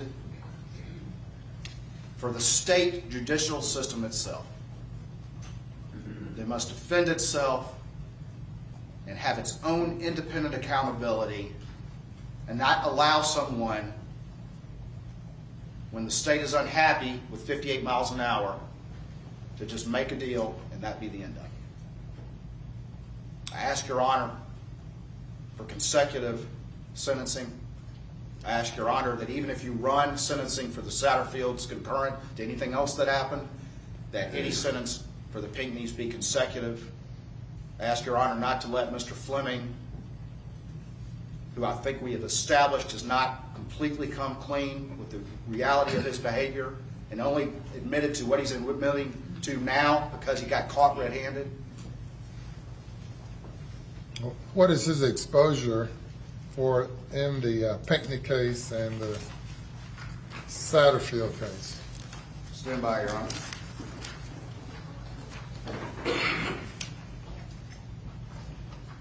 So the total exposure between the two is 195 years and fines up to over to $8,090,863.90 plus discretionary fines.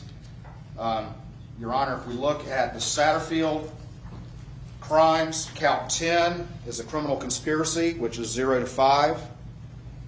We have 3 counts of insurance fraud, $50,000 or more, which is 0 to 10, plus fines of $20,000 to $100,000. Counts 13, 17, 21, and 30 are breach of trust with fraudulent intent, $10,000 or more, which are 0 to 10, plus fine in the discretion of the court.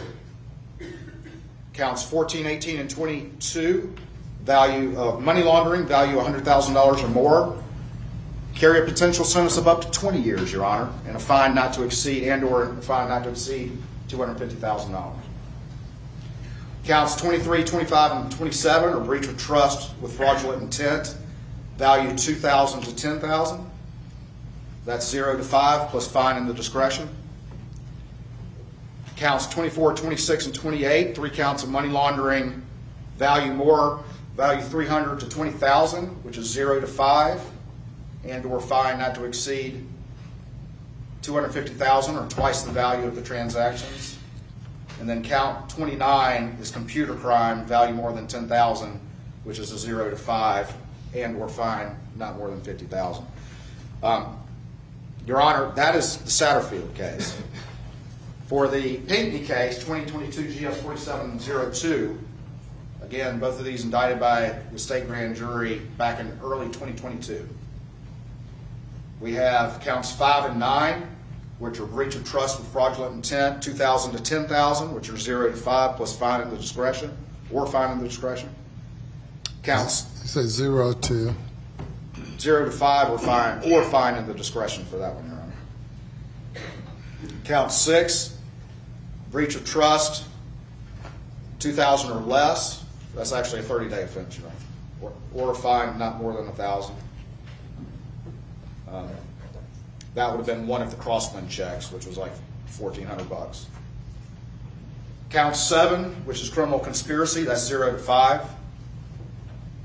And count 8, breach of trust, $10,000 or more, which is 0 to 10, or fine in the discretion.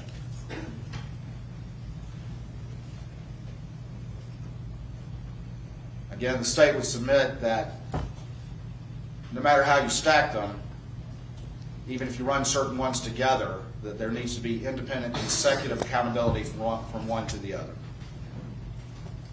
And that there needs at a minimum to be a lead sentence for the Satterfields and a consecutive lead sentence for the Pinckneys. So that Mr. Fleming, for decades, almost a decade's worth of conduct, doesn't get buy one, get one free. Thank you, Your Honor. All right. Ms. Barbier? Thank you, Your Honor. May it please the court. Yes, ma'am. Your Honor is aware that on August 21st, I filed with the court an initial sentencing memorandum, and in that sentencing memorandum laid out for Your Honor some of the background of the investigation, joint and federal investigation, and then also talked a lot about Mr. Fleming's life, his community involvement, the things that bring him to you today as a whole person to look at. And then, Your Honor, following the guilty plea, which is when we heard a lot of the same information that we heard today from Mr. Waters, on September 12th we filed a supplemental sentencing memorandum. And in that sentencing memorandum, we addressed a few of the factual issues that we had some discrepancies with. And then yesterday I received a response from the state. And I want to thank the state because they responded very quickly. And I think that what I gleaned from their memorandum is there's very little that we disagree with in terms of the responses they made to our sentencing memorandum. First, Your Honor, I took issue with the fact that they said that Mr. Fleming had invited Mr. Satterfield into his office and changed the personal representative execution forms. I pointed out the evidence simply doesn't support that, and Mr. Waters agrees with that. And we're not saying it's material to his guilt, but we wanted to point that out because it was factually inaccurate. Secondly, Your Honor, with respect to the caption that was created on the stipulation of dismissal, the petition and the order, that was not done by Mr. Fleming. Again, that's not material to his guilt, but it's something that, you know, I wanted to point out for the court was not accurate. Regarding the check that was written on the Pinckney settlement proceeds, the $89,000 check, Mr. Waters stated during his plea factual basis that that had been made out to Ellick personally. It was not. It was made out to the Murdaugh firm at that time. Again, that's not necessarily material to his guilt, but that was a factual inaccuracy that we wanted to point out. Most importantly, Your Honor, and I appreciate the state's candidness with the court on this issue, they, right out of the gate in their sentencing memorandum said, and I'm quoting them because I don't want to misspeak on their behalf, they said the state does not allege that Fleming necessarily knew the specific particulars of Murdaugh's fake forge account or that Murdaugh intended to steal all of the money given to him. Indeed, the state has consistently accepted that Fleming might not have expected Murdaugh to steal all of the money. And that's an important fact to Mr. Fleming, Your Honor. That's an important fact that he wants you to know, and that, again, was reiterated today by Mr. Waters in his closing argument or his fact, whatever you want to call it, that he made today. And so we appreciate those two concessions. Those are very important for Mr. Fleming to have on the public record, both for him and, you know, for his friends and supporters to understand. And so I appreciate the state's response and the prompt response of that nature. With respect to the forge issue, Your Honor, I know that Mr. Bland and Mr. Waters have made a lot of comments about what Mr. Fleming definitely knew or should have known or did know and what he did. We pointed out in our sentencing memorandum a couple of things that I think would be good to reiterate at this time. Your Honor's heard, I'm sure, a lot about forge from the other trial that you had and from the information in that trial that was put forth about forge consulting. Your Honor's probably aware that the fake forge account was created in September of 2015, which is years before the Satterfield case came to be. The account was started at Bank of America, and it was titled Alexander Murdaugh DBA Forge. The account clearly had no affiliation with the real Forge Consulting. But Mr. Murdaugh was the only authorized signer on that account.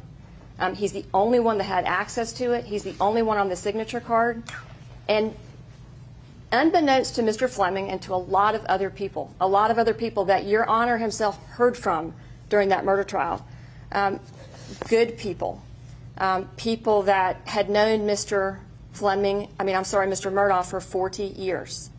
And the crux of the testimony, Your Honor, and I don't have to tell you because you had front seat to that trial, but the crux of that testimony was that Mr. Murdaugh habitually lied to everyone in his personal and professional life. He lied extensively to his law partners, to his accounting department, his CFO, his family, his office manager, his banks, his creditors, his opposing counsel, to judges, and court personnel. And Your Honor, during this time period, I think it should be known, Mr. Murdaugh was the president of the Trial Lawyers Association. He was by many accounts, a respected member of the bar, and a lot of people, including Mr. Fleming, were stunned to find out that he had been stealing millions of dollars, diverting it into this fake forge account. Ms. Seconder, I recall, her testimony was that the firm had these checks being written to forge for years out of their trust account, and they didn't know he was stealing. There were the bank statements from the fake forge account were in Mr. Murdaugh's office. No one caught that. No one caught the fact that these checks were coming back with his individual signature on it. Mr. Fleming never saw those types of checks come through his office. I cited to the testimony of Mr. Cope, a partner at the Murdaugh firm, who recounted the story of when he told Mr. Fleming about this fake forge account and about what had transpired at the firm and about the fact that they had caught Mr. Murdaugh stealing money from the firm. And I cited to you, his testimony, and the crux of his testimony was that Mr. Fleming immediately brought up the Satterfield case. He was calling him about a completely different matter. Mr. Fleming's the one who brought up the Satterfield case and said, oh my God, we had the forge account in the Satterfield case and it was for millions. And Mr. Cope's clear impression was that Mr. Fleming was shell-shocked. And I say this, Your Honor, and I give you this information not to minimize or downplay or excuse any conduct of Mr. Fleming, okay? Because what we are here today for is a sentencing. As Your Honor knows, Mr. Fleming has pled guilty to each and every count that he's been charged with. That doesn't happen very often. He pled guilty to all of the conduct in federal court, and he's pled guilty in this court to the conduct. And so he's not here to make excuses for himself or to call himself a victim or to place the blame on anybody's shoulders other than his own. But I have to take issue with the theme of Mr. Waters' closing argument during this process here. He says that Mr. Fleming's guilty plea is the equivalent of pleading guilty to speeding at the rate of 58 miles an hour in a 55-mile zone when he's really going 90. And I have to say, with all due respect, this analogy is a gross mischaracterization of Mr. Fleming's guilty plea and the illegal conduct that he has fully acknowledged. He's pled guilty to each and every count in state and federal court, and that's a total of 24 felony counts. And that's hardly a speeding ticket. And he has not run away from his guilt in this case, not in any way whatsoever. He has, as Mr. Waters would have you believe, he's not run away. He has confronted his actions. He has stepped up to the plate. He has fully acknowledged that he was wrong, that he committed illegal acts, and that he is guilty. And he can only give this court and he can only give the government the facts as he knows them. That's it. He can't make things up about himself or other people. He can't say things that aren't true. He has acknowledged his guilt, though. And as Your Honor's aware, that is not the case in most cases. In most cases, first of all, people aren't always prosecuted in both state and federal court, even when there's concurrent jurisdiction. Many times one prosecuting entity defers to the other. That's generally the normal course of business. Your Honor was a prosecutor. I was a prosecutor. That happens all the time. And that's not the case here, and I'm not here to complain about that. And we're not here to complain, and we're not here to subscribe any kind of motive to those decisions. But what I do know is this. I know that the South Carolina Attorney General's office and the United States Attorney's office share the exact same goals. And the primary goals of those offices are, number one, to protect the public, and number two, to promote respect for the rule of law, and number three, to defer and deter future misconduct, and also, in the end, to ensure that a punishment that is sufficient but not greater than necessary is imposed. And I submit to Your Honor that all of these goals are accomplished in a concurrent sentence. No individual should be forced to serve two separate sentences for the exact same illegal conduct. And I want to address a matter that Mr. Bamberg and Mr. Waters have both raised regarding the Pinckney matter. The Pinckney matter was fully included in the state sentence, and Judge Gergel made that extremely clear. It was included in the loss calculations. They were notified under the Mandatory Victims Act. The loss amounts were included in the loss calculations. The restitution was ordered on the Pinckney case.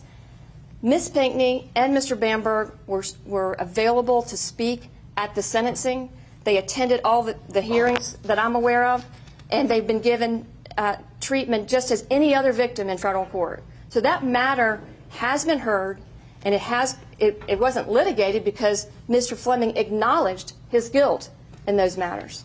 And so this idea that justice hasn't been served in that case, I find, I take issue with that, because it has. I mean, you don't order restitution in a case unless there's findings made and unless they are considered victims in the case and unless that conduct was folded into the sentence created by Judge Gergel. And so, Your Honor, what I would submit is that the desire to pursue dual prosecutions it's within the discretion of these prosecuting bodies, but it also, that desire still has to be tempered by the rule of law. And justice, I would submit, is not served for South Carolinians or defendants by obtaining multiple convictions in a high-profile case and requiring a man to serve two separate sentences for the same offenses. And that, Your Honor, is consistent with the rule of law. I would submit, Your Honor, that, and there's been a lot of talk about this involves a state license and a state court system and state judges, and I don't disagree with any of that. Of course it does. I mean, that's why we're here, because Mr. Fleming has admitted guilt in that. But when you look to who the United States Attorney's Office and the Attorney General's Office, who they serve the public. And it's not two separate publics, it is the public. And I don't even say it's to the citizens of South Carolina, because they serve the non-citizens too. They serve everybody.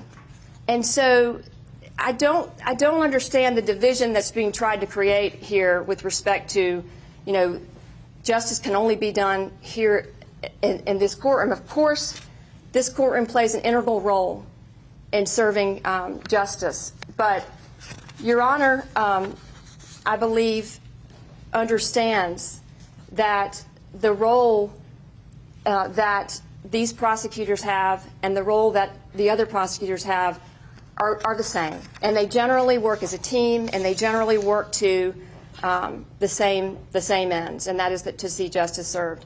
If you look to the American Bar Association's standards on who the client of the prosecutor is, there's a section, and it's in a publication they put out called the Criminal Justice Standards for the Prosecution Function. And it says the client of the prosecutor is the public. And it's not any particular government agency, law enforcement officer, or unit, or witness, or victim. When investigating or prosecuting a criminal matter, the prosecutor does not represent law enforcement personnel who've worked on the matter, and such law enforcement personnel, they're not the prosecutor's clients. The client is the public for both prosecuting entities.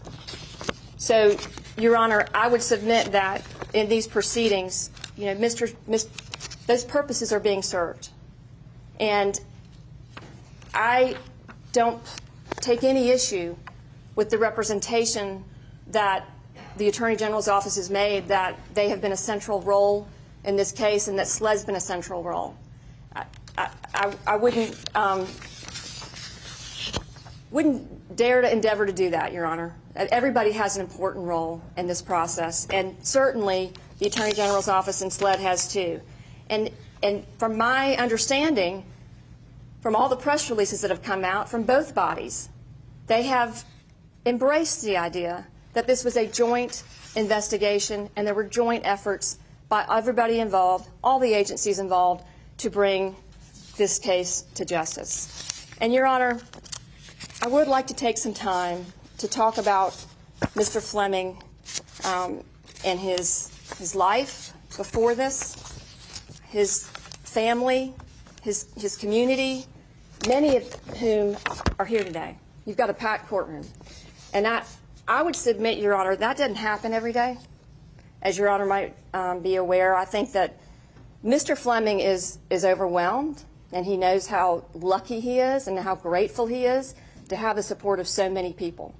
And contrary to what the comment Mr. Waters made, they're not here because they have to be. They're here because they want to be. They're here because, you know, they understand that Mr. Fleming made some terrible decisions. They understand that this has forever changed the course of his life, but they are forgiving and they are supportive. And I think it's a beautiful thing to see, I believe.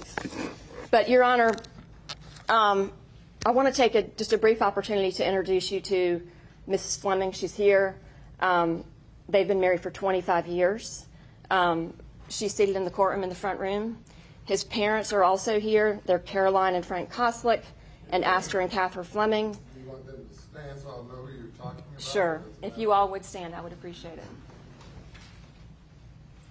And who's standing? So on the far right, we have Eve Fleming. Ms. Fleming's also a member of the bar. She's a public defender here in this area and has worked with juveniles her career. And then we have Mr. Fleming and his wife, Catherine. And then we've got Caroline and Frank Koslick, Mr. Fleming's mom and stepfather. And so, you know, not only have these friends and supporters and this family been here today, they were here. A lot of them came to his guilty plea in Williamsburg County, and a lot of them came to his federal proceedings as well. So it's a very, I can tell you Mr. Fleming is overwhelmed with gratitude for that and doesn't necessarily believe that he's deserving of it, but is extremely grateful. Mr. Fleming also has 2 children. They are not here today. One's in college, and Mr. Fleming felt that it would be better for him to continue his studies and focus on school than he came to the federal plea, and so he's not leaving school to come to this. His daughter just started a job with the Department of Defense. Do you want them to continue standing? Oh, I'm sorry. I apologize. His daughter's not here today. She's overseas. She's just started a new job, just graduated from college. Mr. Fleming's very proud of her. They all are. She was at his federal plea. And so, you know, I can tell you that the friends and supporters that he have, and we've talked about this in our sentencing memorandum, but I think that it sheds a lot of light on his unique personal history and characteristics, because this is his community and they're here for him. He's had some extraordinary good works. And so I want to take a few moments to talk about that, just to give you some additional insight. And I want to make sure, Your Honor, that I preface these comments by saying nothing that I'm going to say or that his supporters are going to say about him and about why we're here today is meant to diminish his acknowledgement of his guilt or his acknowledgement of the wrongfulness of what he did. Mr. Fleming acknowledges the seriousness of his actions. He feels nothing but remorse, and he has expressed that remorse on multiple occasions, but he specifically did it at the sentencing hearing in federal court, and he's going to do it again today, Your Honor. And, you know, I'm sorry that there are some that don't believe it's sincere remorse. I think, you know, Your Honor can be the judge of that. I know that when Judge Gergel listened to his remarks and to the remarks of the people that spoke, he did believe that he was remorseful. And, you know, it's going to be really hard for me to talk about Corey Fleming's life and do a better job of describing him than the people who have written you letters. And I know Your Honor has received a lot of letters. People are still writing me letters. As of yesterday, I was getting new letters.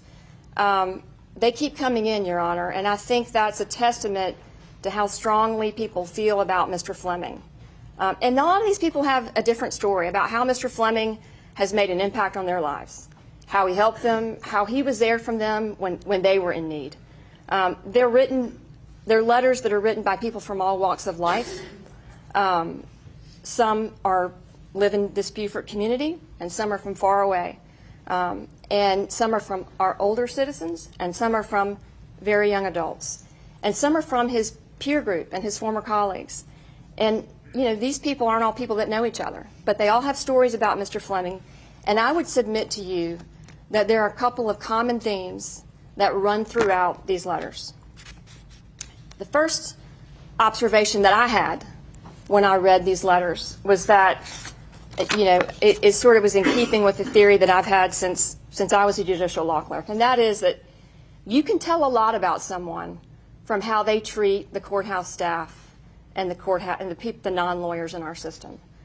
You've received a lot of letters from some of those people, and they talk about the Corey Fleming that they know, and those people include, you know, a bailiff and somebody who worked in the clerk's office, people who have worked at the solicitor's office with him, a retired state trooper and a court security officer who said that there are not enough accolades in the English language to describe his personality and character. You know, there are several letters from people who worked as his paralegal. There's a letter from an agent with the South Carolina Department of Probation and Parole who's known Mr. Fleming for 30 years. And she describes him as, quote, a wonderful human being. She says his character, his work ethic, and behavior over the course of our personal and professional relationship has been above reproach, and his dedication to serving the community and his clients has been inspiring to witness. And, you know, Your Honor, in addition to the courthouse, the letters that I have received from the court personnel, I've also gotten a chance to personally observe people who have interacted with Mr. Fleming when I have gone to court with him. And this is before he was in custody, obviously, and even, you know, after he's been in custody. But there have been just a number of people who've approached me and who've approached him to just say, you know, that they were praying for him and that they were thinking of him and had nothing but good things to say about Mr. Fleming. And so what this tells me about Mr. Fleming is that, you know, for decades, he has treated all of the people who play a unique and important role in our court system with the utmost respect, kindness, and professionalism. And the second theme that I see emerging from these letters is that, you know, I think you can tell a lot about a lawyer from the way he treats young lawyers. And, you know, there are a lot of letters that Your Honor has received from people who knew Mr. Fleming when they were a young lawyer. I remember being a young lawyer. It's scary. You don't know what you're doing. It's intimidating. But many of these people talk a great deal about how Mr. Fleming would step in and help. You know, when they were first starting, he saw them in court. He understood they didn't know how to do something. He gave them guidance. He gave them advice. You know, he helped them through a hearing. He was never too busy to assist and offer advice. They say when they needed something, they could stop by his office. And, you know, he was never too busy. He would take the time to introduce them to people while he was at the courthouse or at a bar function. You know, he made them feel welcome. They also talk about Mr. Fleming's selfless acts of kindness and helping people who were in the courtroom who didn't have a lawyer because they couldn't afford one, and he helped them anyway. And, Mr. Fleming wasn't writing down these hours to try to get pro bono, lawyer hours or become, known as a pro bono lawyer. He's doing it just simply to help people that needed help. Some of the letters talk about the fact that if the bar had a fundraiser, Mr. Fleming was the first to volunteer his time, to help. The letters describe Mr. Fleming as a lawyer who would stay involved in his clients' lives. He'd help them get jobs. He lent them a car, mentored their children. The list goes on. One letter notes that he's represented the families and the victims of violent crimes free of charge many times during his career, and that he would go above and beyond to help these people through that process for no compensation, only because he knew, and having had a wife who was a public defender, he knew, what that's like, what it means to be in that system. And I do want to quote one letter, Your Honor, from one member of the bar. He said, "I do believe at worst Corey is a good and decent man who succumbed to a very unfortunate lapse of judgment for which he has already paid very dearly." So, Your Honor, I would submit to you that all of the good things that Mr. Fleming did for the legal profession in South Carolina over 29 years, you must also take that into account when fashioning your sentence. And I know that, Your Honor has been sentencing people a long time. I know that it's probably a very difficult part of your job. And I know that you take genuine care in doing this. But when you sentence someone as a whole person. And when you look at Mr. Fleming's life outside of the practice of the law, there's another theme that runs through it, and that is service to his community. Service to others. Some of these letters talk about Mr. Fleming and his life as a neighbor, his life as a landlord, someone they knew from the YMCA, who he was very active in getting built in this county, his church. And you look at what they say about Mr. Fleming. They say that he's the guy that comes over at the crack of dawn on Christmas morning when your pipes are broken. He's the guy that helps you move in on the day your moving truck pulls in and then brings you dinner. They talk about the guy that helped with home improvement projects and never asked for anything in return. He's the guy that made sure you had a ride home from the hospital after you had a stroke. These are all from the letters, Your Honor. He's the guy who cried with you when he discovered that your mom had Alzheimer's and then took the time to take your mom to lunch the next day to make sure he was spending some time with her. There's somebody that some of the letters talk about a man that Mr. Fleming discovered was homeless and how he helped him find a place to live and has helped him get work.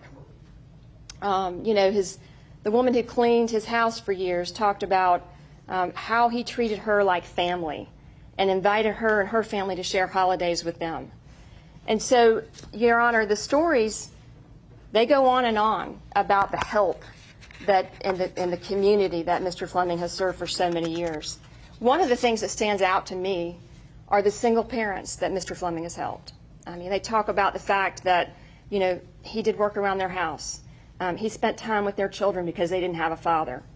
One woman said, who was an 18-year-old single mother when she met the Flemings, said, "Corey, quote, changed the trajectory of my life, and he changed the trajectory of my 22-year-old daughter's life. He invited her to a play group, befriended her. He drove her daughter to school for 15 years, lent her a car when she needed it, invited them on fun outings, and made them feel like a part of the community." Another person that you're going to hear from today who was not at the federal sentencing but who has come a long way to be here today is Ms. Blue. She was another single mother who rented a house from the Flemings, and she's going to talk about how she was treated by them, by Mr. Fleming in particular. The fact that when she needed help, when she couldn't make ends meet, he was there for her and didn't require her to pay rent. When she talked about when her son got in trouble, he was there for her son. So she's here today, and she's going to address the court. Some of the other letters talk about Mr. Fleming being like a parent to many of his children's friends. There's one couple, and their children's friends were in their early 20s, and I thought this letter was so insightful, written by somebody that young. And she said, "I wish that you know that Corey is so much more than this gross error of judgment. Corey is the type of person who treats strangers like friends and friends like family. I have witnessed countless examples of kindness and generosity towards others, organizations, and their families." So what I would submit to Your Honor, unlike the picture that Mr. Waters has painted for you, that Mr. Fleming was using his, his goodness for evil, what these letters reveal and what these people are going to tell you is that over his lifetime, Mr. Fleming has demonstrated the fundamental values that sustain a community. Another constant thing about Mr. Fleming is him as a father, him as a husband and as a son. And in every single one of the letters, because everybody that knows Mr. Fleming knows that his family is the most important thing in his life, his family and his faith. They all describe him as a devoted family person, loving, caring, present, and someone who sets an example for other peoples in the community about his treatment of his family and his parenting skills. And, Your Honor, this is, I think, as Your Honor knows, all of these cases, and in every case, whether it's white collar or whether it's, any kind of criminal case, it's always hard on the family. And, I think that if there's any solace that Mr. Fleming takes in the decision that he's had to make here, which is to own up to his guilt, it is that he's demonstrating for his children what you do when you make a mistake. You step up, you own it, and you admit you were wrong. And that's what he's done. And that's what he hopes his children gets out of this. Because what he has done is try to do everything human possibly to right the wrong here. You've heard from Mr. Bland that he was the first person to step up and return every bit of the legal fee that his firm took in the Satterfield matter. He's been the first person in this matter to plead guilty, period, and to own up to what he's done. That his firm took? I'm sorry, that was issued to his firm. The total fee, $672,000, went to Moskun and Fleming, and then it was split. So yes, that was all returned, Your Honor, in that case. But Mr. Fleming acknowledges his guilt, obviously, in the role he played in getting that fee. But Your Honor, he has stepped up, and this has been obviously a very challenging period in his life. The thing that his friends and his supporters and people know about him, though, is that they believe, and I believe, have faith, that he will learn and he will grow from this experience, and he will come out of this better and stronger. And that's the point of punishment. Part of that is rehabilitation. And I would submit to you, Your Honor, that that's already started occurring. When Mr. Fleming's law license was suspended, he didn't curl up in a ball and lie in bed, okay? He didn't, portray that he was bitter or angry at the world. What he did was started working for Habitat for Humanity. He's very skilled in construction, and he immediately began volunteering his time there because he thought it was the one thing that, he was determined to be productive and determined to be useful in his community and to do something that he could put his skills to work and help other people. And you've got a letter from somebody at Habitat for Humanity who said that Mr. Fleming brought kindness, talent, and humor to the work site. And what I would say about that, Your Honor, is that this speaks volumes about Mr. Fleming, because if you're able to bring kindness and talent and humor to others during the worst period of your life, that's something else. I would just submit to you, Your Honor, that these letters, as a whole, collectively, they're remarkable. And I think, and I've told I told Judge Gergel this, and I'll tell you, Mr. Fleming's never read these letters. And I didn't know these stories about Mr. Fleming until I read the letters, because he'd never told me about some of these relationships or some of the people that he'd helped through these things. But he's never read the letters because, it's very difficult for him to think about the fact of how many people he's disappointed in this case. But what we do know, Your Honor, what I know and what his family and friends know is that at the heart of this, he's a good person who made some very bad decisions. And we know that. We know from our experience that good people do make bad decisions. But I would submit to you, Your Honor, that we are all better than the worst thing that we've ever done. And I want to say for a minute, Mr. Bland mentioned the Georgia bar and the very beginning of this process. And what Your Honor is probably aware of, having been a prosecutor, having been in the system for a long time, Mr. Fleming's not unlike 99.9% of the people that I've seen over 30 years in these situations. And he didn't fully come to terms with what he had done immediately. He admitted to some ethical violations, but he did not admit to his criminal conduct initially. But he made a decision, and it was a decision made this year, to hold himself fully accountable for his actions. And simply because, not because as Mr. Bamberg put, the feds came and knocking.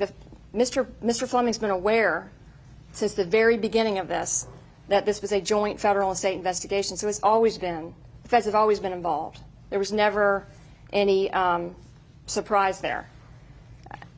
But he decided, Your Honor, that he was going to cooperate and he was going to plead guilty. And he wasn't made any promises. He didn't receive any deals. There's no deal. He pled guilty in federal court, and his sentence was calculated by the sentencing guidelines. Like I said, it included both the Satterfield and the Pinckney matters, and Judge Gergel sentenced him pursuant to those guidelines. There was no variance. There was no downward departure. There was no stipulation of a sentence. He took the sentence that was within the guideline range, and he didn't know what that guideline range would be when he pled guilty, and he had no idea what would happen or transpire in state court. But at the end of the day, he made a decision to have faith in this system and to expect, like has been his experience and his wife's experience in the judicial system for a long time, that he would be treated fairly. And that's all he's asked for, Your Honor. That's all he asked for today. I would submit to you that he has accepted responsibility for his conduct. He did not put either the state or the federal government through lengthy litigation or a trial. We didn't come here today to quabble about a trial date. We came here today to fully acknowledge the illegal conduct to which he engaged. I know that I've provided Your Honor with a transcript from his federal plea. I think it's very, very clear in that proceeding, in addition to this proceeding, that he has acknowledged his illegal conduct. And not only that, that he is deeply remorseful for his actions. And he appreciates the fact that his actions have impacted innocent people. And that's the reason he pled guilty. And I will say he is extraordinarily grateful to the Pinckneys and to the Satterfields for their grace. During the federal sentencing hearing, they said they forgave him. They said that again today. That's hugely meaningful to him. And I don't think they'll ever understand how meaningful that is. So we appreciate that, and we appreciate the gracious manner in which they've handled this. So, Your Honor, I would say that Mr. Fleming has suffered, and he has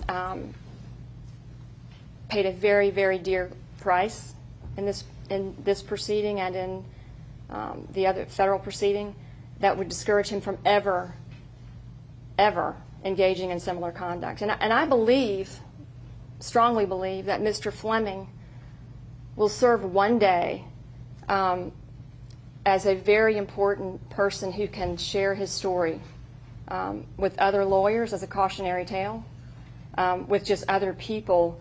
And that in and of itself, Your Honor, will promote deterrence. I believe that the tremendous consequences that he has felt in his professional life, he has voluntarily submitted his resignations to the bar of South Carolina and of Georgia. He will never practice law again. And, you know, that is, it was a profession that, although he made some profound mistakes in, it was a profession for a long time that he loved. And so that itself is a tremendous consequence of his misconduct. Also, Your Honor, I can't not let it be said that the notoriety that has surrounded this case and the publicity that has surrounded it has itself, will serve as a significant general deterrence, but it is not something that every defendant has to deal with. You know, it has been quite, as Your Honor well knows, quite significant. Your Honor, I have some people that would like to address the court, if the court would listen to them, and I would like to call them up now, if that is acceptable to Your Honor. And then Mr. Fleming also has some remarks that he would like to make to the court. All right, we're going to break for lunch now for 1 hour and 15 minutes. It puts us about, what's that, a quarter to, I guess it'll be a quarter to 3.